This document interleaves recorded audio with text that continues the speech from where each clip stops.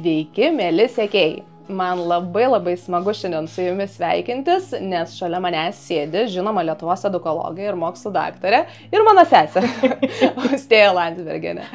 Ir mes šiandien pakalbėsim, man atrodo, labai aktualią ir svarbę temą, artėjant rugsėjo 1. Austėja jau tikrai, man atrodo, įsisukus yra rugsėjos reikalus šiek tiek. Bet pakalbėsim iš tikrai paprastos, asmeninės perspektyvos, kas aktualiausia yra tėvam, ar ne, kaip pasiruošti mokyklai, kaip planuoti mokymosi erdves, kadangi šiandien esam susitikusios nuostabiam mano mergaičių mūsų namų kambaryje, kurį įrengėme kartu su IKEA. Ir tikrai IKEA, man atrodo, yra nuostabus šaltinis įkvėpimo, kaip galima tas erdves šiek tiek pasiplanuoti protingiau. Tai pakalbėsim apie erdvių išplanavimą, pakalbėsim apie tai, kaip poilsio erdvę galbūt ir apskritai poilsį galima vaikams palengvinti ir sukurti tinkamas sąlygas tam. Pakalbėsim apie skaitymą, viena iš tų tokių, man atrodo, visą laiką labai opių temų. Ir pakalbėsim apie ką dar? Apie kažką dar, apie gyvenimą. Taip, tikrai, man atrodo, temų šiandieną užteks. Tai pradėkim, Austėja, man atrodo, iš karto nuo skaitimo, nes tokia, sakau, viena tokių, man atrodo, opiausių temų ir aš manau, ir tu labai dažnai sulauki, ar ne, klausimą apie tai. Tai aš iš tikrųjų užduosiu klausimus, kuriuos mes gavom iš sekėjų, bet jeigu kažkur mus nuneš pokalbis, tai tada ir neša. Tai esminis klausimas yra, kaip sudominti skaitimu. Tai šitas klausimas priklauso klausimo, kaip sudominti kategorijai. Dėl to, kad... Kaip sudominti mokslą, kaip sudominti matematiką, kaip sudominti gyvenimą, kaip sudominti instrumentu, ne, ir taip toliau. Aš žinok, labai greitai iš karto interpą, aš tik tokį nerealų interviu žiūrėjau ir neatsimenu su kuo dėja, bet esminis momentas buvo, kad sako, mano močiutė sakydavo, kai aš nuobodžiauju, sako, nuobodžiauja tik nuobodų žmonės. Va, paprašau. Tai va, šitas toks geras, žinai, jeigu tu nuobodžiauji, tu nuobodus. Dabar yra sakoma, kad jeigu nuobodžiauja, tai labai gerai, nes dirba tavo smegenys. Ar ne? Taip, tai yra labai sveika dėl to, kad mūsų vaikai per mažai nuobodžiauja. Taip, mes viską darom, kad juos įveiklintume. Taip, o jie turi nuobodžiauti. Tai va, tai sudominti skaitimu reikia labai anksti. Tada, kada mes nedominame skaitimu iš tiesų. Tada, kai mes skaitome labai mažam vaikui, kiekvieną vakarą, dėl to, kad mes tada sukuriame emociją. Ir sukuriame gerą emociją, nes vaikui malonu sėdėti mamos arba tėčio glėbyje, klausyti istorijos, girdėti širdies ritmo plakimą, jausti kvėpavimą, na ir šiaip apsikabinus jaukiai vakare, kai yra tas jautrus metas, kartu būti. Tai taip mes sukuriame emociją, o mes, na, jau šiandien žinome ir jau neuromokslininkai yra įrodę, kad mes esame emociniai gyvūnai, ar ne, neracionalūs. Kai mes sakome, kad kaip racionaliai sudominti vaiką, tai vaiką reikia emociškai sudominti. Knygos turi asocijuoti su gera emocija. Vėlgi labai daug tėvų tą daro ir vaikai vis viena išgyvena skaitimo krizę. Labai dažnai tai būna vėlyvajame pradinės mokyklos amžiuje arba paauglystėje. Tai tada, na, labai yra įvairus spektras, ką galima daryti. Nes turbūt, man atrodo, labai sudėtingiausias momentas tėvam išbalansavimo, ar ne, yra tas, kad aš žinau daugybę tėvų, kurie tikrai patys skaito, labai myli knygas, kaip ir sakai, skaitė nuo gimimo su vaiku ir staiga ištinka ta krizė, ar ne? Ir tada, aš manau, dauguma tokių tėvų susiduria su tuo, nes kas neskaito, tas neskaito, nekvestionuoja, žinai. Bet susiduria su to tokiu nežinojimu, ką daryti, ar ne, nes baime, jeigu aš versiu skaityti, tai vaikas gali pradėti nekęsti knygų, ar ne? O tai kur yra tas balansas, žinai, kiek reikia versti, nes matyt to prievartinio skaitimo šiek tiek tokio amžiaus vaikams jis turi atsirasti, ar ne?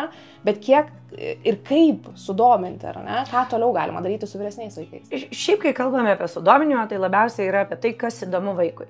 Ar ne tema? Nes kai kuriem vaikam, na, tarkim, labai įdomus komiksai, bet tėvai mano, kad tai yra visiška nesąmonė ir neleidžia jiems skaityti. Tai tada na, vėlgi, iš ko mes renkamės, ar ne? Jeigu mes renkamės iš geros literatūros ar prastos, nu, tai aišku, skaitykim gerą literatūrą. Prasta literatūra ar nieko. Taip, o jeigu nieko, nu, tai tada jau geriau prasta. Bet komiksai net nėra prasta literatūra. Nu, ta prasme, yra tikrai puikių komiksų, jeigu konkrečiai apie komiksus kalbam. Bet turbūt svarbiausia, na, rasti tą pusiausvyrą. Mes su savo vaikais darydavom labai paprastai. Viena knyga iš jų sąrašo, kita knyga iš mūsų sąrašo. Tada, kai kiek ir kada jie kažkokių tokių dobelių yra turėję, tai tada būdavo galvą labai. Na, tarkim, va dabar mūsų dukra yra 16 ir tą vasarą, kai mūsų vaikams eina 16, visi turi perskaityti Gombricho meno istoriją. Ar ne? Na, tai aišku, yra ir didelis pasipriešinimas, ir nenoras, ir kam to reikia, ir kodėl čia aš esu verčiamas, ar ne, ir taip toliau ir panašiai. Bet, na, mes sakom, žiūrėk. Yra tik kelios knygos mūsų sąraše, kai jau tau yra 16, bet, na, dėja tau kol kas dar ne 18, taip kad mūsų sąrašas yra validus, nes kitaip, na, yra tie seni geri metodai, ar ne, kur mes dabar labai dažnai tėvai bijo naudoti tuos metodus, kad jeigu tu to nepadarysi, tai tada bus kažkokia pasiekmė, ar ne? Dabar mes bijome pasiekmių, nes galvojame, kad pasiekmė tai trauma, pasiekmė nelygų traumai, ar ne, pasiekmė yra pasiekmė. Ir tai yra geras dalykas, nes tai moko mus, kad kiekvienas veiksmas turi atoveiksmį, ar ne? Tai skaitimas, na, mes buvome iš vis kalbant apie skaitimą ir esame vis dar turbūt ganėtinai radikali šeima. Ir mes, na, kadangi aš ir daug tyrimų labai esu skaičiusi ir labai daug gilinausi, tai visų pirma, ką reikia suprasti, skaitimas nėra natūralu. Skaitimas nėra natūralu. Tai yra įgūdis. Tai yra visiškai išmokstamas ir ugdomas dalykas. Tai lygiai taip pat meilė skaitimui yra lygiai taip pat ugdoma. Ir, na, kaip ir visos meilės, jie turi savo pakilimų ir turi savo nuosmukių. Ir tiesiog reikia su tuo nuolat dirbti. O kaip tik iš to išplaukia klausimas, vėlgi vienas dažniausiai turbūt apie skaitimą, kaip reikia vaikus mokyti skaityti. Tai aš tikrai nenoriu eiti labai giliai į tą metodologiją, žinai, bet koks geras galbūt amžius pradėti su vaiku skaityti ir kada, kitas irgi klausimas iš to išplaukiantis, kada vaiką jau galima paleisti vieną skaityti. Oi, čia labai, na, man skaudus klausimas, aš šią vasarą dalyvavau tokiuose MIT, kuris šiemet yra paskelbtas pirmuoju pasaulio universitetų mokymuose. Viskas buvo apie skaitimą. Ir skaitimas per neuromokslo prizmę. Ne edukologai, ne psichologai, ne dar kažkas, o grinai kaip mūsų smegenys registruoja ir kas vyksta taip. Nu, žodžiu, ir labai intensyvus mokymai buvo ir buvo gyvai ir aš išėjau iš tų mokymų ir galvoju, kaip dabar padaryti, kad visi pasaulyje žinotų, nes net mums pasakė, kad labai daug kas jau yra žinoma, yra daroma priešingai. Ir yra daroma priešingai net mokslininkų. Pavyzdžiui, yra manoma, kad jeigu tu vaikui skaitysi daug, jisai ir skaitys. Tai yra labai klaidinga. Taip negalima daryti. Vaikas turi būti mokomas. Kitas įsitikinimas yra, kad vaikui atimsit vaikystę, jeigu darželyje mokysit skaityti. Ir nereikia toli eiti. Lietuvoje aš jums galiu sąrašus duoti žmonių, kurie šitaip šneka. Ir ne tik mamos Kornelijos ar ten tėtės Broniaus, bet, ta prasme, mokslininkų, kurie drįsta šitaip teikti. Ašgi turėjau, kur man logopedė, rašė atskirą įrašą apie tai, kad per anksti mokant vaikus skaityti arba net raidžių, kad jau apkraunami yra smegenys per daug ir jie nefunkcionuoja tinkamai, nes mūsų neplastiški. Tai va čia, kur man trūkčioja antakis ir aš, tiesiog, man atrodo, kad bausti reikia šito žmonės po šitų vasaros mokymų, nes vaiką mokyti raidžių reikia, aš maniau, 3, galima tikrai ir reikia ir anksčiau, ar ne? Tai aš labai džiaugiuosi, kad su savo vaikais mes tą anksčiau ir darėm, nes mūsų vaikas jau 3 skaitė vienas. Bet aš manau, žinai, viena iš miskoncepcijų yra tai, kad žmonės įsivaizduoja, kad kai Ana mokėjo, ar ne, pavyzdžiui, raidės tikrai labai anksti, ten 1,5, jinai jau visą abėcėlę žinojo. Ir žmonės sakydavo, irgi, va čia tas smegenų apkrovimo, visokie argumentai juokingi ir taip toliau, bet daug kas, aš, pavyzdžiui, irgi sulaukdavau kritikos, kad aš mokau vaiką. Aš sakau, kas iš vis moko 1,5 metų? Negali mokyti 1,5 metų. Mes neatsisėdam prie stalo. Žaidimą, žaisdamas. Taip, mes kalbamės, mes žaidžiame, mes integruojame kiekvieną veiklą, ką mes darom. Ta raidė yra žaidimas, yra atradimas, yra džiaugsmas. Ir to vaiką, kaip vaiką reikia mokyti, ar ne? Pavyzdžiui, suknelė, ar ne? Kas dar raidelė prasideda, ar ne? Tie seni geri metodai iš tiesų yra geriausi, taip. Ta prasme, kad viskas buvo reabilituota neuromokslo. Ta prasme, kad tas fonetinis, tas kartojimas, plojimas, katė, ar ne, skiemenavimas. Ir visi šitie dalykai, jie yra svarbus, jie yra būtini. Tai kaip ir sakai, niekas neatšaukia tų senų gerų metodų mokymo skaityti, tai kaip tą reikėtų daryti? Trumpi praktiniai patarimai. Tai pirmas, kas prasideda tą raidę, ar ne? Taip su vaikais dirbti. Na, tarkim, stalas, suknelė, kas dar S, ar ne, kad garsą pradėtų sieti su žodžiu, su pirmąja žodžio raide, tada yra skiemenavimas, tada yra, na tarkim, katė, kas rimuojasi, ar ne, ieškoti, kas rimuojasi, rimas labai yra svarbu, dėl to tie pirštukų žaidimai, paprastai eilėraštukai yra nepaprastai svarbus, atpažinti raides ir jas apibraukti tekste yra labai svarbu. Na tokie tie atrodo labai tradiciniai metodai ir kur mes kažko norėtume stebuklingo, tai nereikia nieko stebuklingo, dėl to, kad vaikam iš tiesų tai yra labai įdomu. Jie labai nori atrasti tas raideles, jie labai nori apibraukti. Na, pavyzdžiui, mes vaikystėje sode kiekvieną rytą duodame vaikam apibraukti kažkokią raidę. Taip. Ir tada vienas vaikas turi šitą darbelį apibraukti tą konkrečią raidę. Ir jiem nepaprastai patinka. Ir, na, tose mūsų mokymuose pasakė, kad čia vienas geriausių būdų. Tai aš tokia sėdėjau, yes, aš tą ir darau, ar ne? Tai va, bet mokyti vaikus reikia, būtina mokyti vaikus raidžių, būtina mokyti skaityti, nes tai, kas iš tiesų, na, sudaužė mano širdį tuose mokymuose, tai, kad mes pasaulyje dažniausiai diagnozuojame disleksiją, pavyzdžiui, JAV 3 klasėje, mes Lietuvoje netgi kartais 4 klasėje. Dabar tai yra jau net, na, moksliniuose straipsniuose pripažinta, šiuo metu naujausia informacija, kad nuo 4 klasės maždaug yra tik accommodation, tik prisitaikymas. Pritaikymas aplinkos. Ne. Vienintelis laikas, kada yra intervention, tai reiškia, kada sėkmingai gali padėti vaikui. Tu nepakeisi disleksijos, na, jisai gimsta toks, ar ne? Bet kada yra sėkminga intervencija, sėkmingiausia, tai yra nuo 3 iki 2 klasės.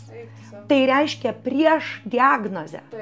Ir man tai buvo, mes ten visi sėdėjom, tose mokymuose nedalyvavo viena universiteto profesorė ir sako, aš dabar galvoju išeiti dirbti darželį. Sako, nes jinai skaitymo profesorė. Tai va, sako, nes iš tiesų tikra intervencija yra galima tik darželėje ir pradinės mokyklos pradžioje. Tai kai man sako, kad iki mokyklos nereikia su vaiku dirbti, tai dabar aš dar anksčiau aš kažkaip, na, tolerantiškesnė buvau tokiems pareiškimams, bet dabar man atrodo, kad apie tai reikia labai daug ir labai garsiai kalbėti, kad taip mes kenkiame vaikui. Su tokiais, atsiprašau, bet kliedesėliais mes jį žalojame, o ne jam padedame. Taip, ir tada iš to, man atrodo, irgi susiję labai, ar ne, yra tai, kad vaikai nenori skaityti, ar ne, ir mes dažnai paleidžiam tai savieigai, ar ne, mums atrodo, kad, na, nenori, tai gal jiems sunku, ar ne, o kas gali būti esminės problemos kažkokios, kurias galima išspręsti. Ir čia yra vėlgi tas nuostabus darbas, kur tėvai turi dirbti kartu su ugdymo įstaiga, ar ne? Ir tėvai turi įsitraukti į šitą procesą ir tas skaitimas turi būti sąmoningas darbas kartu. O kada mes galim paleisti vaiką, jau skaityti vieną. Nes va šitas man irgi klausimas atrodo, šiaip iš vienos pusės man labai patinka, kur sako, kad, na, kuo ilgiau mes skaitysim su vaiku, tuo geriau, dėl to, kad tas vien kiekis literatūros, kurią gali vaikas pats perskaityti, tai jis labai mažas, žinai. Bet kada mes jau turėtumėm labiau skatinti vaiko savarankišką skaitimą? Šiaip yra sakoma, kad, na, toks kaip orientacinis taškas yra 5-6 klasė. Kad, na, dažniausiai yra minima 6, dėl to, kad, na, beveik visur pasaulyje 5-okai dar yra pradinukai. Ar ne? Tai po pradinės mokyklos pabaigos, tai yra po 5 klasės, jau galima vaiką pamažu paleisti. Taip, Lietuvoje mes turime tą tokią kitaip susiformavusią šiek tiek tradiciją, kad pas mus 4-okai, na tai dar reikėtų galbūt paskaityti ilgiau. Dėl to, kad tik maždaug 6 klasėje susilygina vaiko gebėjimas suprasti tekstą su jo gebėjimu perskaityti tekstą, nes mes suprantame daug daugiau, daug anksčiau, negu kad galime perskaityti. Dėl to mes turime vaikui skaityti sudėtingesnį tekstą, negu jis pats gali perskaityti. Ir taip jo žodynas vejasi, o tarp kitko su vaikais, kurie neturi jokių kalbos raidos sutrikimų, svarbiausia yra žodynas. Tai skaitimo sėkmei. Tai ką tai reiškia? Tai reiškia, kad mes turime skaityti kuo sudėtingesnę, kuo įvairesnę literatūrą, aiškintis nesuprantamus žodžius ir turėti platų žodyną, nes kuo skurdesnis vaiko žodynas, tuo prašiau jisai skaito. Atrodo akivaizdu. Akivaizdu, bet mes labai dažnai to nesuvedam, kad žodynas, kad labai dažnai vaikai stringa skaitydami, ne dėl to, kad skaitimas yra problema, o žodynas skurdus. Ir tėvai, aš nuolat irgi matau, kad bijo tų sudėtingesnių žodžių, kad viską paprastina vaikam, vietoj to, kad kaip tik stengtųsi vaikus kilstelti truputėlį, timtelti į viršų. Taip. Ai, tai dar atsiprašau, nepasakiau, kada iki 2-3 klasės būtinai, bet kas atsitinka maždaug 1-2 klasėje. 1-2 klasėje labai dažnai, kadangi vaikas jau perskaito tekstą, tėvai paleidžia. Ir čia labai dažnai yra, kodėl vaikai nebemėgsta skaityti. Nes mes juos paleidžiam, jiem yra per sunku, o žmogus niekada nemėgsta daryti to, kas jam sunku. Ar ne? Ir dėl to, jeigu mes visiškai paleidžiame, vaikas nebeskaito, kai jis nebeskaito, jis atsilieka nuo tų, kurie skaito, kai jis atsilieka, jam savivertė krenta, jis nebenori būti, loseris ar ne, jisai tada dar mažiau skaito ir dar mažiau rodo, kad jisai skaito, bando ieškoti kitų kietumo būdų. Ir tas atotrukis ir žodynė, ir įgūdė, nes dar kartelį primenu, skaitimas nėra natūralu. Skaitimas nėra natūralu. Tai jeigu mes nedirbam, ta prasme, čia grok pianinu, grok instrumentu, bet kokiu sportuok. Kaip skiriasi žmogus, kuris tą daro reguliariai ir ne. Tai lygiai taip pat yra su skaitimu. Reguliariai skaitantis ir neskaitantis žmogus, tiesiog jų, net, ką mums sakė tie mokslininkai, jie net mato judesius skirtingai. Taip, nes šitą, žinok, fantastinį turėjau, nes vedžiaugi podcastą būtent apie skaitimą ir man paaiškino neuromokslininkė, kad kai skaitom, užsidega smegenų erdviniai centrai. Tai įsivaizduoja, kurie atsakingi už erdvę ir erdvės suvokimą. Tai skaitantys žmonės, pavyzdžiui, apskritai labai gerai skatinti ir skaitimą, ir judėjimą, nes tie dalykai yra labai susiję. Tai, pavyzdžiui, jeigu vaikas laksto, kai skaitai, čia yra žiauriai gerai. Ta prasme, kai tėvai nori, ten dar iki šiol aš dažnai matau to muštro, kad sėdėk, skaitau, žinai. Tai visiškai ne, kaip tik galima paleisti vaiką, nes jam viskas ir veikia, va taip, ypač mažiukam. Tai šitas man. Nes mūsų, pavyzdžiui, sūnus žiauriai maldavosi. Mūsų pirmagimis buvo tas, kuris iš vis negalėdavo. Ir aš prisimenu, vyras visą laiką klausdavo, o tai jis ką nors, sako, tai tu jo paklaus. Ir jo paklausė, ir jis dar pasako, ir visus niuansus, ir visas detalės. Okei, gerai, viską girdi, viską supranta. Ir tarp kitko, mums tie mokslininkai irgi iš MIT papasakojo, kad iki maždaug 2 klasės skaitimas yra vizualinėme smegenų centre. Po to jis pamažu sumigruoja į kalbos. Dėl to, kad skaitimas yra matymas visų pirma. Ir man tas buvo toks, kad visiškai vizualinėme centre.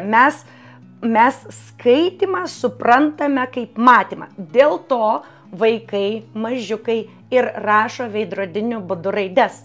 Nes jiem, kaip aš tave, kai matau, ar iš dešinės, ar iš kairės medeina yra medeina. Kėdė, ar iš dešinės, ar iš kairės medeina. Tigras, ar ne, prieš 1000 metų tigras. Ar iš kairės, ar iš dešinės tigras.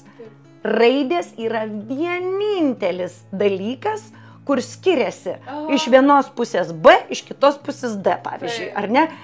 O vaikam dėl to mūsų centras nesupranta, mūsų smegenys nesupranta ir jom užtrunka ne 1 metus. Tiesiog vaikui atrodo, kad yra vienodai ir dėl to jis veidrodiniu būdu rašo raides. Ir tai yra visiškai normalu ir taip turi būti ir vieną dieną viskas pereis. Geras, šakas, kaip faina. Aš dar atsimenu, neseniai tavęs klausiu apie šitą ir dabar jau turim atsakymą, kodėl. Taip. Žiauriai gerai. Gerai, tai man atrodo, po truputėlį galim pereiti prie mokyklos klausimų, ar ne? Nes skaitimas čia neišsamiama tema, apie kurią mes galėtume iki ryto kalbėti ir man atrodo tikrai labai labai svarbu ir reikia užakcentuoti turbūt paskutinį tašką tai, kad tikrai tėvai turi į tai įsitraukti ir kad tai nėra natūralus dalykas, kurį mes turime ugdyti, ar ne? Tai va, ir skaitimas neatsiejamas nuo mokyklos, be jokios abejonės, tai pereikime, žodžiu, prie iš pradžių mokymosi erdvės. Šiaip vienas dažniausių klausimų, kurio sulaukiau, iš tikrųjų yra apie tai, kaip planuoti tą mokymosi erdvę, kai yra 2 vaikai vienam kambaryje. Tai mes jau čia prieš įrašą pasiekėm su sesė, kad yra tik 2, o ne 7, kai būdavo seniau. Tai čia yra, man atrodo, prabanga, kad mes galim tik tai 2 vaikus sudėti į vieną kambarį. Ir kad tai tikrai nėra tragedija, tik tai turbūt yra kažkokie akcentai, apie ką reikėtų pagalvoti. Taip. Tai kiekvienas vaikas turi turėti bent jau nedidelę savo erdvę. Kažkokį, tą vien tik tai savo, kur galėtų susidėti savo daikčiukus. Ir čia net nelabiau dėl mokymosi, o labiau dėl to, kad tai yra, mano privati mokslui skirta erdvė, kur aš galiu atsisėsti ir aš galiu dirbti, jeigu man to reikia. Nes labai dažnai vaikai, ir ypač pradinukai, nežinau, dirba virtuvėje, dirba kažkur kitur, nes jiem yra patogu. Ir šiaip vėlgi, nemažai mokslininkų tą tyrinėja ir sako, kad ir gerai, nes mes, anksčiau įsivaizduodavom, kad vaikas turi sėdėti tyliam kambarį, šviesa turi kristi iš tam tikros pusės, ar ne, ir taip toliau ir panašiai. Tai ne, taip neturi būti, mes netgi geriau mokomės, kai susijam vėlgi su kažkokia emocija. O emocijos, mes prisimenam, pavyzdžiui, vėlgi buvo toks tyrimas, kur vaikai, kurie gulėjo ant kilimo, prisiminė, koks buvo pojūtis ir tada prisiminė, ką skaitė ir teisingai atsakė. Taip, arba kvapą, tėtis arba mama kažką gamino. Ir jie prisiminė, kad aš skaičiau tą temą, kai mama gamino ir atsimins visą gyvenimą, kaip užuos. Tai ta prasme, kad mes vis vieną mokomės per asociacijas labai daug, ar ne? Mums nepaprastai žmonėm ir jų išmokimui nepaprastai svarbu yra kontekstas. Tai jeigu kontekstas yra vakumas, mums labai sunku prisiminti. Jeigu kontekstas yra turtingas, mums yra lengviau prisiminti. Bet grįžtant prie jau tos konkrečios erdvės, tai vaikui yra svarbu turėti vien dėl tvarkos ir struktūros kažkokią savo erdvę. Kur yra jo kuprinė, kur yra jo sektuvai, kur yra jo knygos, kur yra jo pratybos ar dar kažką. Ar ne, kad nebūtų tokio chaoso, kur viskas išmėtyta po namus ir taip toliau ir panašiai. Tam nereikia jokios prabangos ar kažkokių mandrų sprendimų. Čia užtenka kabliuko kuprinėje. Taip. Ir tam užtenka netgi vieno stalo. Ar ne, kur, tarkim, stalčiais yra pasidalinama, kad 1, 2 vieno vaiko, 3, 4 kito. Galima liniją su liniuotė nubrėžti, žinai, kurio. Taip, ir pavyzdžiui, mūsų berniukai augdami, tai net ilgą laiką iš vis tik vieną stalą turėjo savo kambarį, dėl to, kad jiem, skirtingų metų ruoždavo pamokas, skirtingų metų atsisėsdavo. Tai jiem labiau reikėjo tų atskirų stalų, kai buvo mažiukai ir vienu metu žaisdavo, negu kad po to jau, kai jie galėdavo dalintis, nes jie dalinosi kambario iki pat mokyklos baigimo. Tai iš tiesų tas, man atrodo, kad tai yra gražu. Man dabar, kaip tik baigiau vieną tokią knygą skaityti, labai man patiko, kur sako, mūsų namai tapo didesni, o šeimos mažesnės ir mes pradėjom nebesutilpti. Ar ne? Ir sako, anksčiau buvo namai mažesni, šeimos didesnės ir visi puikiai tilpdavo. Tai tokia labai graži alegorija ir man labai patiko kažkaip tas, kad... Ir labai svarbu, bendrai tas malimasis kartu, ar ne? Nes kai vaikai užsidaro į savo kambarius, jau reikia pastangos ateiti ir būti kartu. Dėl to labai svarbu, ir mes kažkaip irgi, kai vaikai augo, tai turėjome erdvę, kur buvo žaidimų erdvė. Ir jie toje žaidimų erdvėje ir augo, ir žinoma, visko joje buvo, bet ten ir įgijo jie to socioemocinius įgūdžius, išmoko vieną su kitu susitarti ir taip toliau ir panašiai.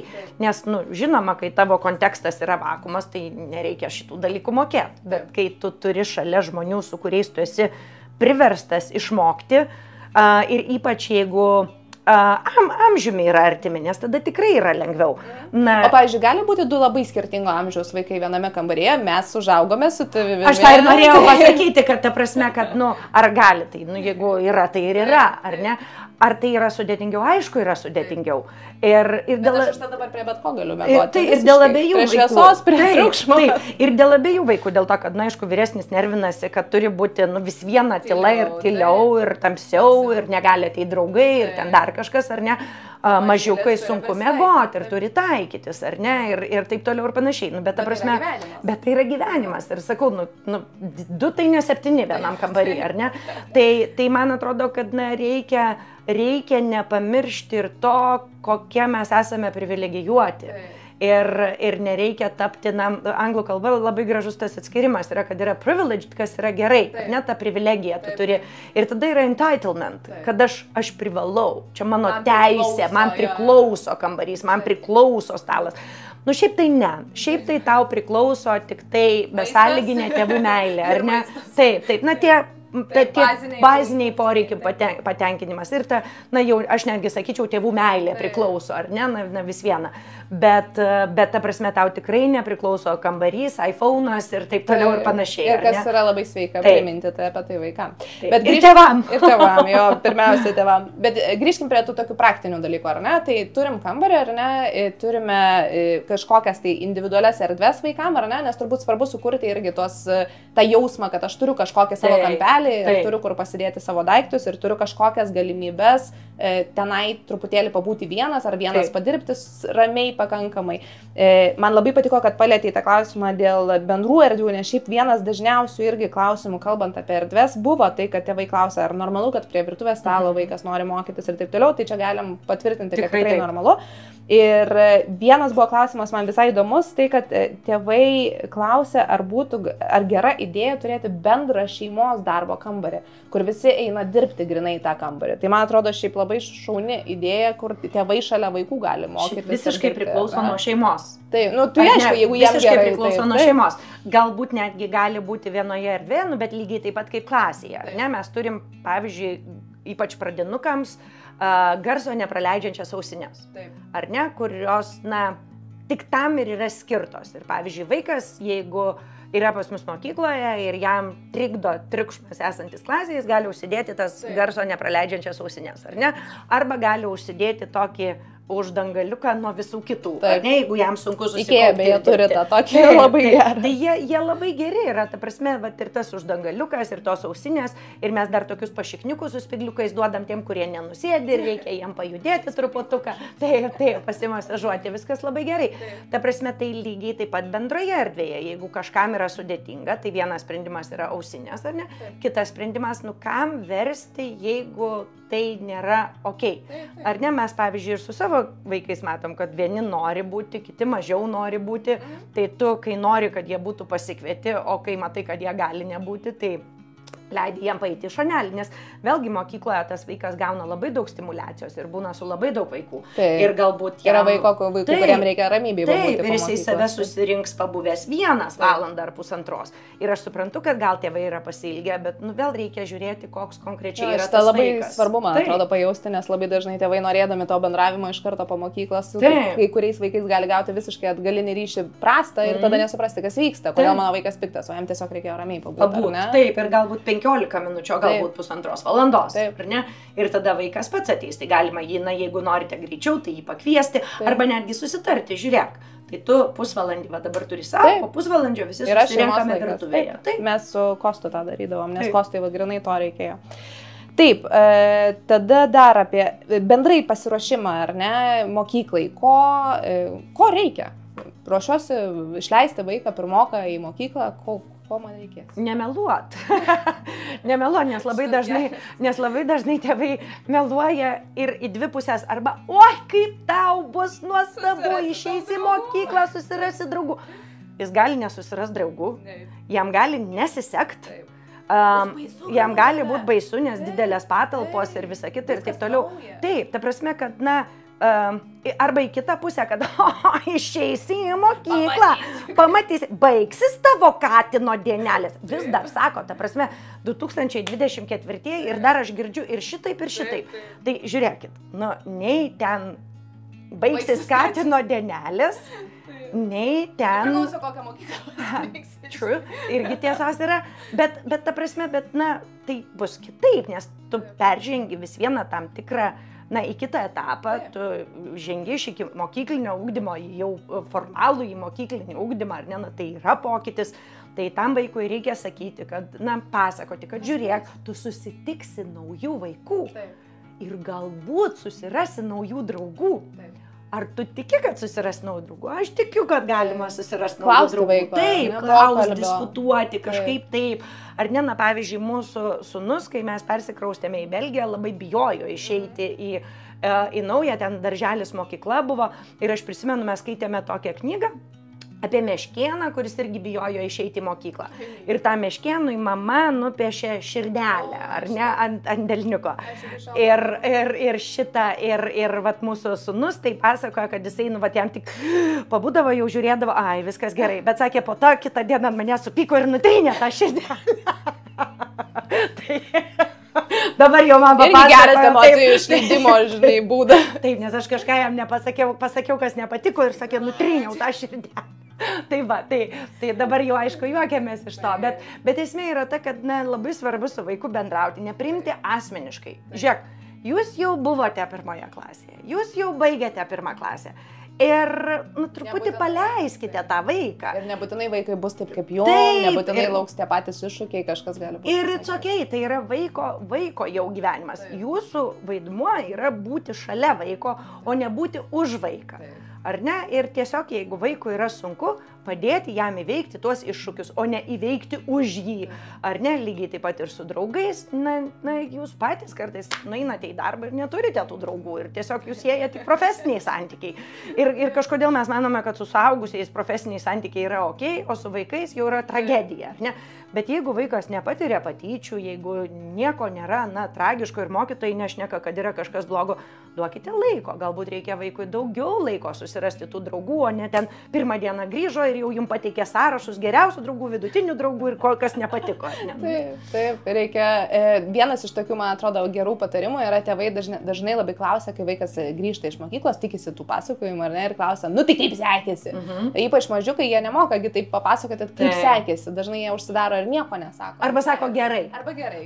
Nes du pagrindiniai atsakymai. Kaip sekėsi gerai, ką veikėt nieko. Čia yra du pagrindiniai atsakymai apie darželį ir mokyklą. Taip, tai man labai patinka tie tokie, mus kaip žurnalistus mokydavo atviro galo klausimai, open-ended questions, žinai, kur tu tiesiog, klausi, o kas buvo įdomu, galbūt ėjote lauką, ką tenai veikėt. Ir su vaiku labai gerai, tarkim, pasigilinti, ką jisai veikė. Tarkim, žinau, kad šiandien tau buvo lietuvių kalbos pamoka. Taip. Kokios buvo užduotis? Taip. Ar ne? Ką būtent tenai? Taip. Kas tau labiausiai patiko per matematikos pamoką? Kas buvo sunku? Taip, kas buvo sunku? Gal kažkas supykdė tave, gal kažkas nudžiugino? Mes su vaikais turėjom tokią tradiciją, kad aš Belgijoje atvažiuodavau juos pasimti mokyklos ir aš užvesdavau mašiną tik tada, kai jie pasakydavo, ko išmoko naujo. Ir nes aš sakau, jūs einate į mokyklą mokytis, vadinasi, turite kažko išmokti. Ir sūnus kartais būdavo įsėda, nes kiti tai kažkaip greitai suprato, kaip čia veikia, tai jau pasiruošdavo ir ateidavo ir sakydavo, ko išmoko. Bet mes turime šeimoje vieną tokį, kur vis bandydavo labai ribas ir atsisėsdavo ir sakydavo nieko. Oi, tai sakau, tai negaliu užvesti mašinos, einam į mokyklą, aš aiškinsiuosi, kaip aš čia tave leidžiu į mokyklą, kur tu turi išmokti, o nebūti prižiūrėtas, o tave šiandien prižiūrėjo. Tai neik, tuoj sugalvosiu, ką čia mes išmokom. Tai, nes aš sakau, aš tikrai nueisiu ir tikrai paklausiu, nes mes leidžiam vaiką į mokyklą, o jisai ten tiesiog rūpinasi, kad jis gyvas išliktų, o nemoko nieko. Tai žodžiu, tai kažkaip jie buvo labai įpratę kalbėti ir diskutuoti ir tada, kadangi mes Briuselėje labai didelės spūstys ir mes ganėtinai ilgai važiuodavom namo, tai labai visi diskutuodavom apie tai, ką kiekvienas išmoko, kas patiko, kas nepatiko ir taip toliau. Šitas labai fainas dalykas, irgi man atrodo, visi skundžiamės spūstimis, o iš tikrųjų vienas pūstiausių. Aš tai dievinu spūstis ir labai nervuojasi, kad aš važiuoju į darbą 5 ryto, nes tada nebūna spūsčių, nes aš žiauriai mažai paklausau knygos ir kartais net sustoju ir paklausau daugiau. Aš irgi lygiai taip. Absoliučiai, o su vaikais tai yra labai puikiai proga tiesiog bendrauti ir išsikalbėti. Spūstis yra fantastika. Visiškai, galim pakeisti žmonių. Ir Vilniuje net nėra spūsčių, jeigu ką palyginti. Čia atskira tema. Taip, gerai, net pamečiau mintį, apie ką šnekėjom, kadangi apie spūstis perėjom. Tai apie mokymosi erdvės galvoju, buvo klausimas apie tvarkymąsi šiek tiek. Kaip skatinti tvarkytis buvo klausimas, bet galvoju, ar čia labai skatinti reikia, gal čia tiesiog reikia taisyklių. Čia yra lūkestis. Ką reiškia skatinti, ar ne? Mes noriu, kad tu taip, arba prašau, ar ne? Taip, čia nėra kažkas tokio, už ką tu esi dėkingas ir už ką tu ploji katučiu, ar ne? tai yra, mes esame šeima ir šeimoje visi turi savo atsakomybės. Ir... O, kad nepamėšiau tiesiog minties vienos, aš galvoju, vienas iš puikiausių dalykų, man atrodo, tokių praktinių patarimų, kad tiesiog, didaktiškai, žinai, kažko nesakyti. Vienas iš praktinių patarimų, man atrodo, labai fainas yra, kai daiktai turi savo vietas su mažiukais, ar ne? Tai tiesiog kiekvienas daiktelis turi vietą, turi kažkokią, aš net galvoju, va čia, kur yra trofas teikėjos, atspausdinsiu, kol neskaito dar merginos, tiesiog paveiksliuką, kas tenai yra. Ne, čia ten žmogeliukas, čia ten mašinėlė. Ne tik atspausdink, bet būtinai užrašyk. Turi būti vaizdas su užrašu. Taip. Vaizdas turi būti iš karto su užrašu. Pavyzdžiui, kaladėlės ir kaladėlių paveiksliukas. Mašinytės ir mašinyčių. Tai vat mes taip absoliučiai viską buvome apklijavę iki tokio lygio, kad irgi kai mūsų mažiausiai pradėjo rašyti, o jinai buvo taip pripratus, kad viskas buvo aprašinėta, nes mūsų irgi buvo, lygiai taip pat įkėjęs tas vaikų kambarys, tik aš ten pati buvau viską susidėliojus ir viską apklijavus ir viską aprašius. Tai kai Gertrūda pradėjo rašyti, jinai viską savo aprašinėjo. Gertrūda. Nes jinai galvojo, kad neaprašytas dalykas yra neaiškus dalykas, iš jis čia kažkas tokio, kažkas nenormalaus. Nes mes buvom net namuose, šaldytuvas, ten, ta prasme viską, šakutė, šaukštai, viską absoliučiai buvom aprašę, net tarkim, Viliui, kai buvo pieštukus reikėjo neštis į Belgiją, tai tokiais mikro popieriukais, nes tada nebuvo tokių lipdukų, ant kurių užrašėm Vilhelmas ant kiekvieno pieštuko. Ir tada su lipne juosta atspausdinę ant kiekvieno pieštuko užklijavom. Mes dabar, kai kraustėmės į naujus namus, aš radau vieną tokį pieštuką ir Vilius sako, bet kaip tu neišprotėjai ant kiekvieno pieštuko, kurie net susidrožė ir vėl iš naujo. Bet aš sakau, aš labai norėjau, kad jūs kiekvieną flamasterį, kiekvieną viską matytumėte, tai Gertrūda, kai tik pradėjo rašyti, bet viską absoliučiai aprašė namuose, kad visur pasižymėjo. Bet žiauriai faina, dėl to, kad tai rodo, kad vaikui yra svarbu. Ir mūsų vyresnioji, tai irgi buvo, kai ateidavo svečiai, tai jie net negalėdavo patikėti, nes vaikui 5 metai ir net atidaro spintą rūbų ir užrašyta suknelės, gražus rūbai, negražus rūbai. Žodžiu. Čia morai susižymėjai. Taip, arba... Ar mama išpasinė. Ir tokių, kur buvo ten popierius gražiems piešiniams, bet koks popierius. Bet ji irgi buvo jau ten savo sistema, jinai pas mus tokia truputėlį karališka, tai taip labai jau taip karališkai viskas susižymėjo, kas yra jau lygis, kas nelabai. Bet žodžiu. Bet šiaip žiauriai geras patarimas ir man atrodo, čia vienas, bet būtent iš tų tokių praktinių patarimų tėvam, kad nuo mažiausio vaikulio sužymėti. Ir tada jie viskas ten ir sudeda, nes jiem tada, jeigu kojinės, tai turi būti kur kojinės, ar ne? Ir tai, o tvarkyti su vaiku reikia kartu. Mes turėdavom irgi, va čia iš tų praktinių patarimų, kad prieš einant miegoti, nes labai dažnai visi tempia laiką, ir einam miegoti. Mes darydavom taip, kad pasilikdavom laiko susitvarkymui. Ir visada visi žinodavo, kažkas sutvarko indus, kažkas sutvarko sofas, kažkas tvarko žaislus, bet visi absoliučiai, visi šešiese. Ir mes viską susitvarkom, apsižiūrim, ar namai yra tikrai tvarkingi ir tada tik tai einam praustis, pasaką ir taip toliau ir panašiai. Iš šito išplaukia irgi fantastinis patarimas, labai čia į tvarką nenoriu giliai nueiti, bet šiaip nerealus man visiškai, žinai, kai dabar visa kalba yra apie tai, kad moteris turi labai daug invisible load, vadinamo nematomo darbo, ar ne? Tai kad mes pagalvojam, ką reikia susitvarkyti, mes pasakom kitiem, ar ne, ir dar primenam, ką reikia susitvarkyti. Ir aš tą matydavau visą laiką su vaikais, vyresniais berniukais, žinai, ir aš niekada nežinau, kaip iš to išsimušti. Nes, tu visą laiką sakai, rodai pirštu ir sakai, turi šitą susitvarkyti. Ir jie susitvarko, viskas ok, bet aš turiu pasakyti.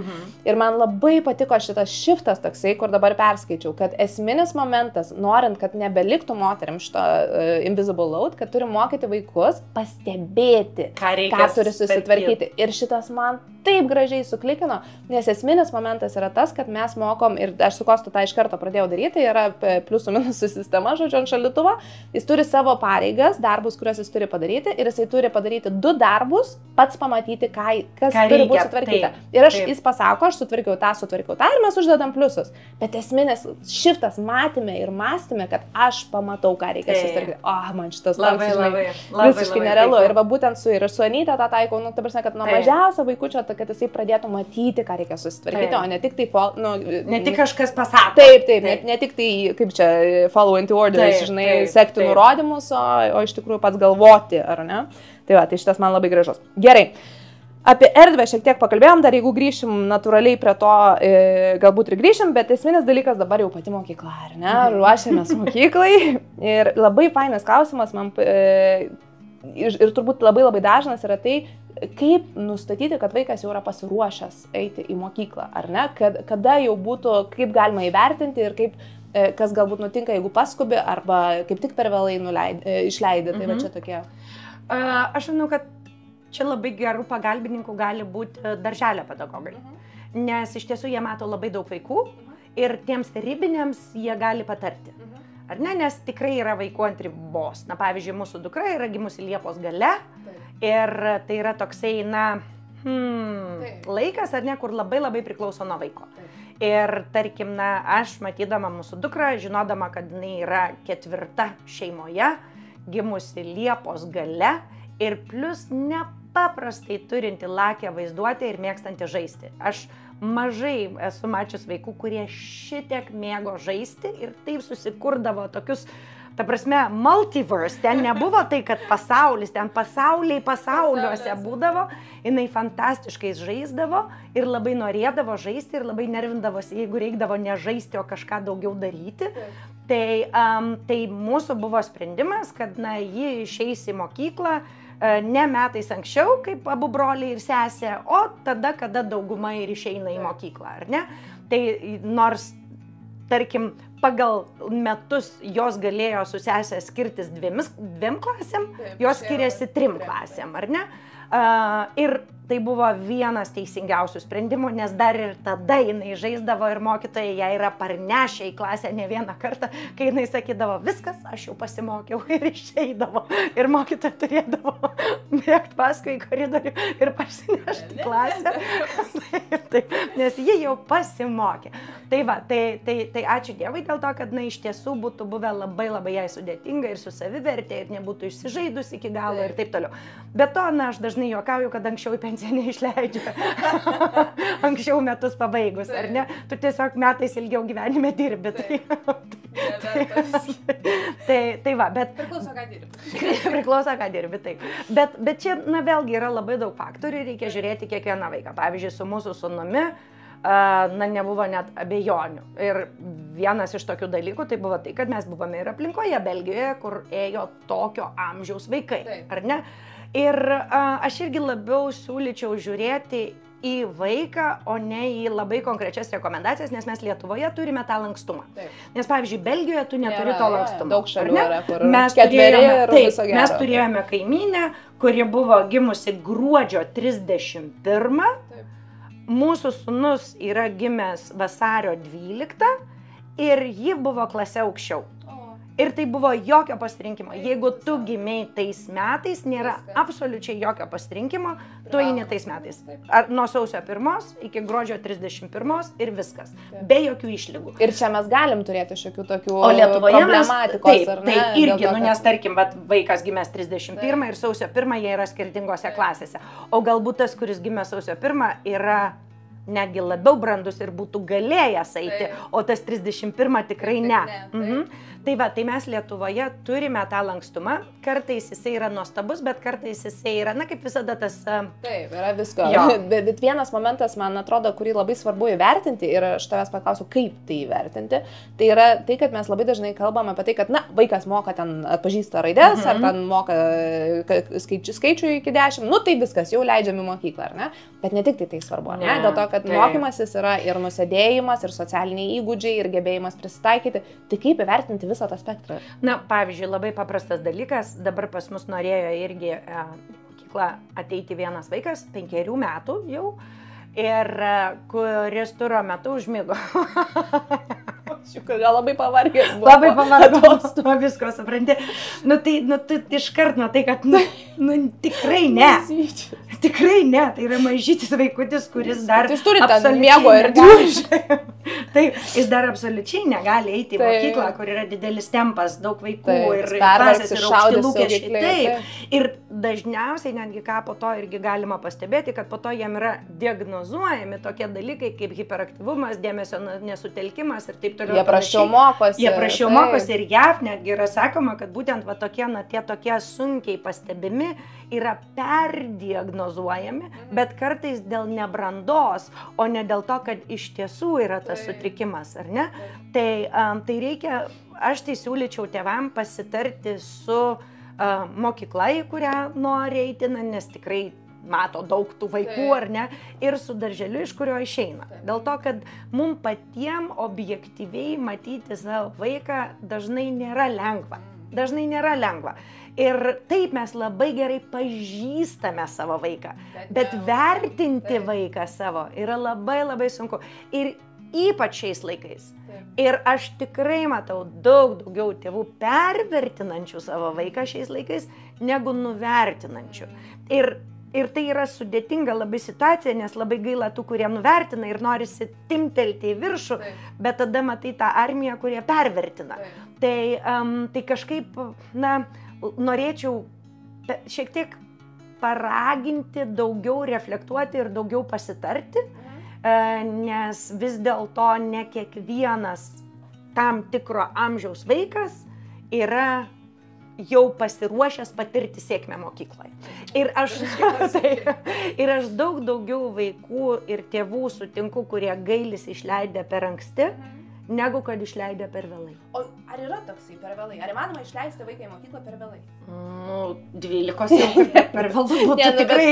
7 pabaigoje, ar ne? Vaikas gimęs. Pačiam tam vaikui, tarkim vėlgi, jeigu vaikas fiziškai labai peraugęs kitus, jis gali irgi, dramblotas jaustis, trauktis, ar ne, ir ypač ta branda, kai kikina in jo daug anksčiau, kikins in ypač jeigu tai mergaitė, ar ne, ta prasme, kad mes turim galvoti ne tik apie čia ir dabar, ar ne, bet ir netgi to paties amžiaus vaikam, kai kuriem branda prasideda anksčiau ir mergaitės pradeda kūprintis, ar ne, nes gedėsi krūtinės augančios ir taip toliau ir panašiai. Reikia labai apie daug dalykų pagalvoti. Ir visko tikrai nesuplanuosi. Ir visko bus gyvenimas, apie kurį irgi žadėjom pašnekėti, ar ne. Tai bus gyvenimas ir neįmanoma visko suplanuoti, bet aš manau, kad įsivertinus mūsų jausmą ir matymą, įsivertinus darželio pedagogų jausmą ir matymą, nuėjus į mokyklą ir pasikalbėjus su žmonėmis, kurie priima ir mato vaiką, kaip jisai elgiasi, tiesiog priimti labiausiai informuotą sprendimą. Ir net ir tada galima prašauti, bet šitaip... Bent jau būsim viską padarę, kad neprašauti. Taip. Vėlgi labai dažnas klausimas apie džiaugsmą eiti į mokyklą, ar ne? Ir kaip jį sužadinti vaikui. Ir daug tėvų rašo, kad nulis entuzijazmo, kitas rašo, kad nenori eiti į mokyklą. Vaikas sako, nenori eiti į mokyklą ir tėvų pasimetimas iš karto, nes nežino, ką daryti, nes jie patys labai norėjo eiti į mokyklą ir džiugino ir nežino, kaip čia dylinti su tuo, kad vaikas nenori. Tai apskritai, ar vaikas turi džiaugtis eidamas į mokyklą ir tada ką padaryti, kad jis džiaugtųsi? Čia vėlgi aš turiu tokį ir grubesnį klausimą, tai ar jūs esate ekstazijai kiekvieną dieną eidami darbą, ta prasme, ar ne? Pavyzdžiui, aš manau, kad mano darbas yra nuostabiausias pasaulyje, bet yra dienų, kai aš visiškai nenoriu eiti į darbą. Ir aš esu žmogus, kuris dievina savo darbą, ar ne? Tai jeigu man yra, tai kas yra žmogui, kuriam tiesiog patinka jo darbas, o kaip yra žmogui, kuriam nepatinka. Tai aš neįsivaizduoju tokio gyvenimo, kai tau nepatinka tavo darbas, ar ne? Bet yra tokių žmonių. Dabar kas yra? Kodėl žmogus eina į darbą, kuris jam nepatinka? Nes mes ir privalome daryti tam tikrus dalykus gyvenime, ar ne? Lygiai taip pat mokykla. Mokykla yra privaloma, ar ne? Aš manau, kad valstybėse, kuriuose yra privilegija, o ne teisė eiti į mokyklą, mes turime Malalą, ar ne, kuri beveik žuvo dėl teisės eiti į mokyklą, ar ne, ji kovoja už tai, kad būtų galima eiti į mokyklą. Viską reikia reframinti. Taip, mes turime vaikus, ir Afrikoje, ir ne visai neseniai toks labai gražus filmas buvo, kur šeima jau norėjo, kad vaikas dirbtų ūkyje, ar ne, o jis labai norėjo eiti į mokyklą ir eidavo ten, belenkiek eidavo ir už durų klausydavo, ko ten moko ir taip toliau. Tai aš manau, kad labai sunku, kad tu kaifuotum tuo, kas yra privaloma. Ir nors vaikui atnešame tą perspektyvą, ar ne, mano mergaitės tai nuo pat mažumės varto akimis taip, kad Klaipėdoje girdisi, kai aš jam sakau, Malala vos nemirė, kad galėtų eiti į mokyklą, ar ne, kai viskas. Tai nereiškia, kad aš to nesakau. Taip. Aš tą vis vieną sakau. Empatijos nuo to neįmanoma. Taip, aš atnešu tą perspektyvą, aš ją akcentuoju, aš apie ją šneku, dėl to, kad tai irgi ugdo žmogų, išmokstantį matyti perspektyvą, ar ne? Bet ar dėl to jos tampa, jei, tai tada jau eisiu, žinai, su didžiausiu džiaugsmu. Ai, nu, kodėl iš karto įkvėpė mama? Tikrai, jau dabar tai jau pasišokinėdama, naisiu, nu ne, ar ne? Nes tai, kas mums yra privaloma ir kas yra mūsų teisė, o ne dovana, ne privilegija, normalu, kad mes... Yra tas priesakas, dovanai dantis nežiūrim, bet žiūrim, ar ne? Žodžiu, gali būti visokių dienų, bet ar yra kažkokio metodo, vienas, kaip tik palėtėm, ar ne, kalbėti apie perspektyvą kažkokią? Ar yra dar kažkas, ką galim padaryti, kad vaikui būtų smagiau eiti? Aš manau, kad mes nesame, cirko klounai ir mokykla irgi nėra cirkas, kur turi padaryti, kad vaikui ten būtų labai smagu. Aš labiau... tą keiščiau požiūrio kampą į tai, kad mokykloje neturi būti vaikui blogai. Taip. Ar ne? Vaikas neturi patirti patyčių, arba jeigu jis patiria patyčios, turi būti su tuo dirbama, ar ne? Jeigu vaikui nesiseka mokslai, turi padėti ir šeima, ir mokykla, ar ne? Nes tikrai yra vaikų, kurie neišsiverčia be korepetitorių pagalbos, nes jiems reikia to individualaus mokymo ir jeigu šeima gali, tikrai tas padeda, jeigu šeima negali, reikia kreiptis į mokytojus ir į mokyklą, ar ne, kad padėtų.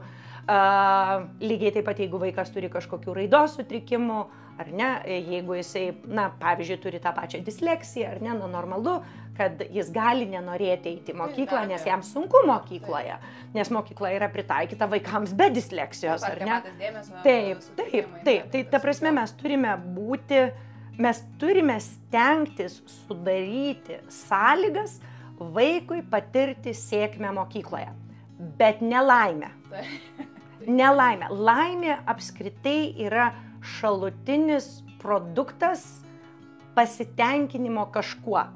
Ar ne? Man atrodo, kad mes apskritai turime keisti naratyvą ir nebekalbėti apie tai, kad aš noriu, kad mano vaikas būtų laimingas. Nes jis bus laimingas jei. Jis bus darbštus, jis bus malonus su kitais žmonėmis ir taip toliau. Visa tai, ką mes galime ugdyti, visa tai atves į laimę. Ar ne? Tai iš vis, man atrodo, čia millennialsų sugalvotas konceptas, kad laimė yra privaloma, ar ne, būsena kažkokia, kur mes norim visą laiką būti kažkokiam dopamino cycle. Aš nenoriu sakyti, kas yra tik keli dalykai gyvenime tą užtikrinantis visą laiką. Ar ne, tai yra neįmanoma ir mes net fiziškai neatlaikytume. Tai reikia ir apie tai kalbėti ir turėti omeny, man atrodo, labai dažnai tėvai pamiršta ir nori tos, nesibaigiančios vaikų laimės, kas, man atrodo, nėra nei sveika, nei normalu, visų pirma, ar ne? Kitas dalykas, kad, man atrodo, reikia su vaiku, vėlgi, apie ką jau kalbėjom, kad reikia kuo daugiau kalbėtis, ar ne? Ir iškalbėti ir kai sunku, ir kai gerai, ir kai blogai. Ir dar trečias dalykas, ką norėjau paliesti, man labai gražus irgi neseniai perskaityta mintis, kad visi moka džiaugtis ypatingais dalykais, ar ne? Kažkokiais extraordinary things.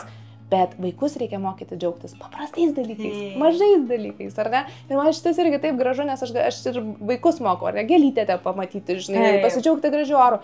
Čia yra esmė, ar ne? O netikėtis ir lygiai taip pat kalbant apie mokyklą, ar ne? O kas šiandien buvo gero, ar ne? Pamatyti kažką.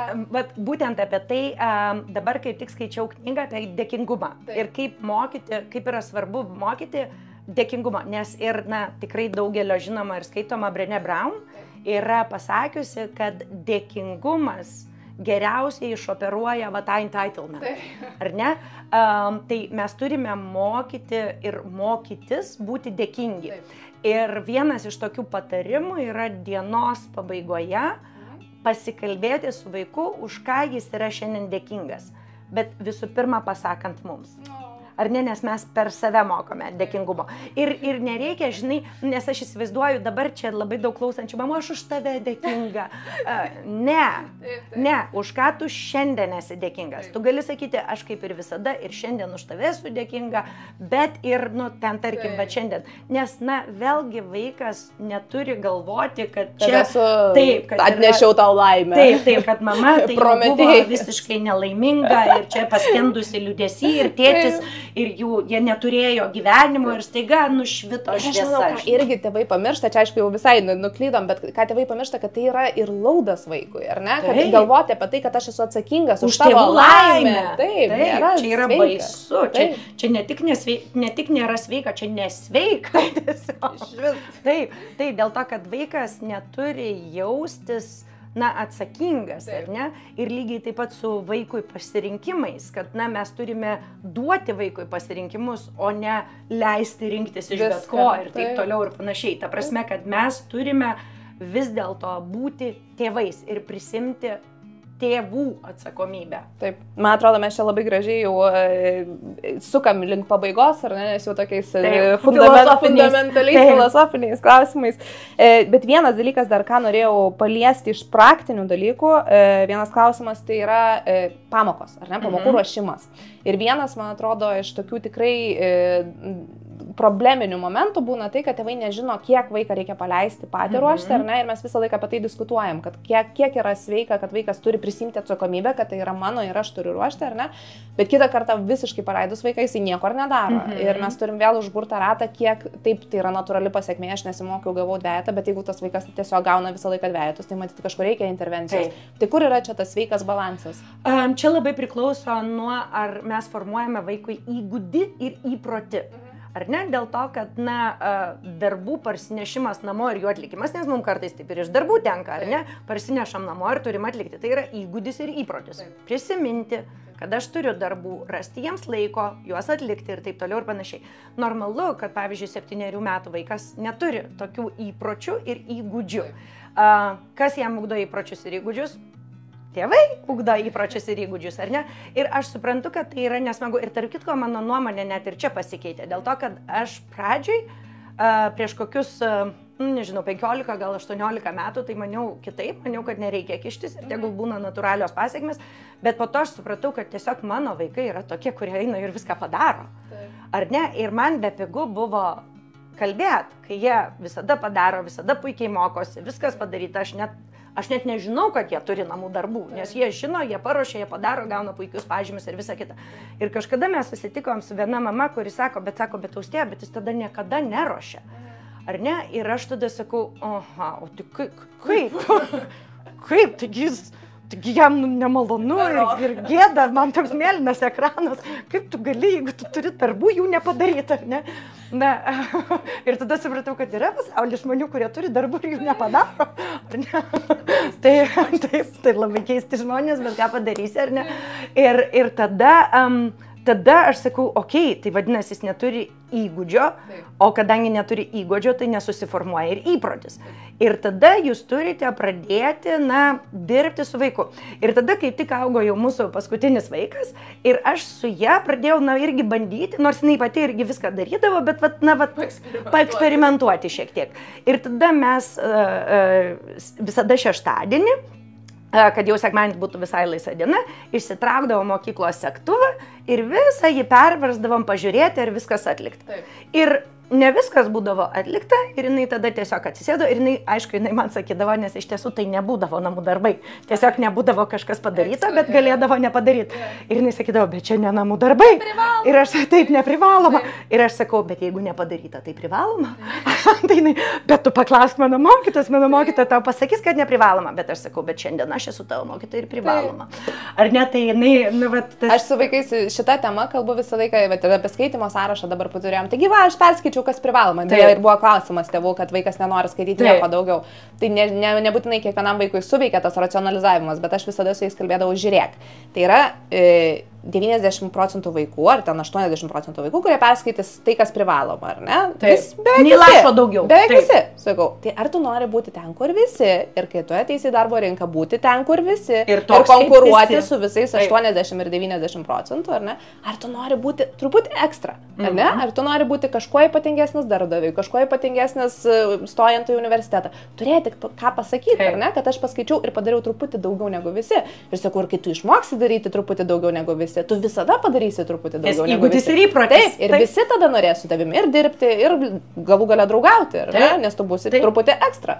Nu tai šitas būdavo toksai, kur, nu gerai, maždaug, gal nori, žinai, būti truputį ekstra. Ir irgi tą truputėlį supopuliarinė, ar ne? Nu, kad ne tu sėsk ir privalai, žinai, ir skaityk, bet kad, na, pažiūrėk. Apžaidė. Taip, tau šitas duos kažkokią gėlytę. Komunikaciniai gebėjimai, žinai. Tai va, tai tikrai, na, su tuo vaiku, na, ir irgi ką pastebėjom, kad jie labai išsiugdėtas ir iš tiesų, kas įdomu yra, tai tarkim, na, jai dabar yra 16, jinai turi fantastinius įgūdžius ir įpročius. Ta prasme, dėl to, kad, na, netgi buvo dar ekstra investuota. Taip, ekstra investuota, nes mūsų kažkaip visi jie va tokie organizuoti, viską pasidaro ir taip toliau ir panašiai, bet mažoji, ką mes pastebim, kad jeigu jau susitarėm, tai galim būti ramus. Kad jinai tikrai vat, viską tuk susidėlioja. Dėl to, kad organizaciniai gebėjimai ir įgūdžiai yra lygiai taip pat lavinima, kaip ir bet kas kitas. Tai nėra savaime suprantama. Iš vis nieko nėra savaime suprantama. Taip. Tai va ta linksma nata, man atrodo, galim ir uždarinėti mūsų pokalbę. Aš gal tik tai truputėlį apžvelgsiu tai, ką mes aptariam, ar ne? Tai kad kai kalbam apie skaitimą ir kai kalbam apie mokymąsi, apie visus tos dalykus, kas nėra labai super malonu, galbūt visada, ar ne? Tai yra natūralu, kad turim padėti vaikam, įsitraukti į tą procesą, parodyti jiem kelią, bet kartu nesitikėti, kad tai visą laiką teiks laimės fontanus ir mes visi šoksime susikibę rankomis ir dainuosime kumbają, ar ne? Tai yra procesas, tai yra dalis gyvenimo ir gyvenimas kartais yra sunkus ir turim mokyti vaikus įveikti, ar ne, tos sunkumus. Tai čia turbūt toksai esminis momentas, o dėl bendros darbo ir mokymosi aplinkos, tai turbūt svarbiausia tai, kad vaikas turėtų kažkokią savo erdvę, tai ką ir aptariam, ar ne, bet jinai gali būti šiaip ir bendrose erdvėse, yra gerai netgi kartu mokytis, ar ne, ir kartu būti, ir kad tiesiog reikia atsižvelgti turbūt kiekvieno vaiko poreikius, kiek jam reikia to individualaus laiko pabūti vienam ramiai, o kiek jisai gali būti kažkokioje bendroje patalpoje su visais. Ir kaip geriausiai veikia šeima, ir kaip kiekvienas tos šeimos narys geriausiai gali patirti sėkmę. Taip, tai artėjant rugsėjo 1, tau turbūt vienai svarbiausių dienų metuose, gal nori dar kokią nors palinkėjimą trumpą pasakyti? Tėvam turbūt, tėvai labai įsitempia. Tikrai tėvai dažnai labiau yra įsitempę negu vaikai. Ir man atrodo, kad mums reikia mokytis pasitikėti vaikais. Mums reikia mokytis pasitikėti vaikais. Kad, na, jeigu mes pasitikime jais, jie dažniausiai to pasitikėjimo ir nenuvilia. Ar ne? Bet kartais mes, na, iš to noro, kad jiem viskas būtų gerai, pradedame kištis, pradedame daryti už juos, taip juos nugalindami. Ir po to sakom, aš turiu problemą. Mano vaikas nenori, nedaro, neina, niekas jam neįdomu ir taip toliau ir panašiai. Bet labai dažnai tai yra dėl to, kad mes persistengiame. Tai man kažkaip atrodo, kad labai dažnai su vaikais labiau suveikia ne persistengimas, negu kad persistengimas. Taip, šitas labai geras ir aš tikrai esu irgi tą patį pastebėjus. Tai labai linkiu tau labai gražios rugsėjo 1 ir visų gražių ateinančių mokslo metų. Ačiū. Tavo geriausio metų laikų. Galų gale vaikai grįžta į mokyklas, žinai. Nors kažkas džiaugiasi. Taip. Tai mano vaikai taip ir žiūri į mane, nes aš sakau, viskas galų gale nebe tuščios mokyklos ir viskas bus normaliai. Taip, ir vaikai taip, tu garsiai to niekam nesakai gerai. Nieko, mes iškirpsim. Gerai, ačiū labai už pokalbį. Ačiū kaip vis.